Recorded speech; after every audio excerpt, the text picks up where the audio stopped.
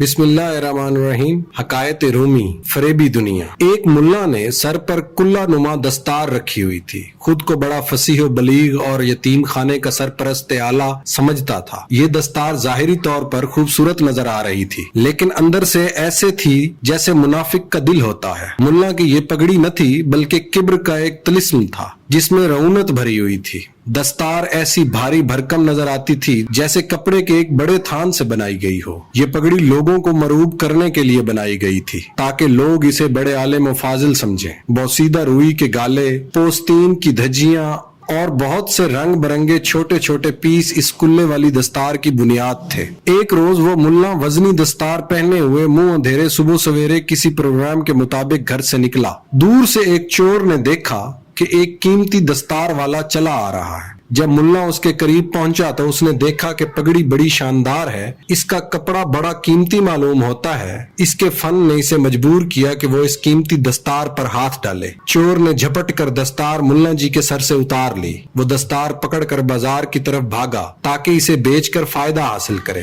وہ خوشی سے اس طرح دوڑے جا رہا تھا کہ گویا اس کے ہاتھ سونے کی کان لگ گئی ہو۔ ملا جی نے بڑے تحمل کے ساتھ پکار کر کہا، او میاں جانے والے، پگڑی کھول کر اس کا ملاحظہ تو کر، یہ کیا چیز ہے؟ میری طرف سے تجھے حلال ہے، پھر جی چاہے تو لے جانا۔ تو اسے جلدی دیکھ لے، دیر کرے گا تو اور زیادہ مایوس ہوگا۔ ملا جی کی آواز سن کر چور نے بھاگتے ہوئے پیچ و خم کھولنے شروع کر دیے۔ اس میں سے رنگ برنگے چیتھڑے اور دھجیاں نکل کر زمین پر گرنے لگیں۔ اتنی بڑی دستار سے صرف ایک گز بھر کپڑا اس کے ہاتھ میں رہ گیا۔ اس میں کسی استاد درزی نے پیس بھر کر اسے نمائشی امامہ بنایا ہوا تھا۔ چور یہ رنگ برنگے پیس دیکھ کر حیران و پریشان ہو کر کھڑا ہو گیا۔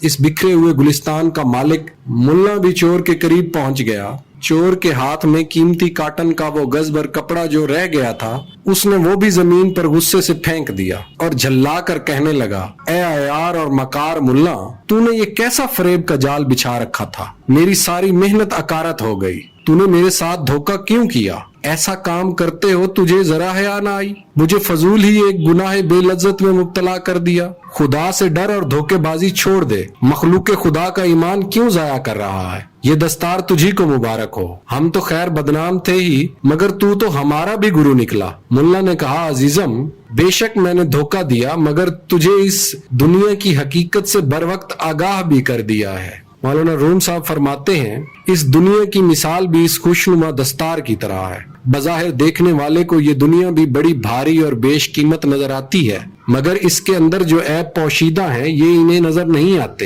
اے نوجوانوں، بہاروں کی یہ دل فریبی اور سحر انگیزی زیادہ دیر نہیں رہتی۔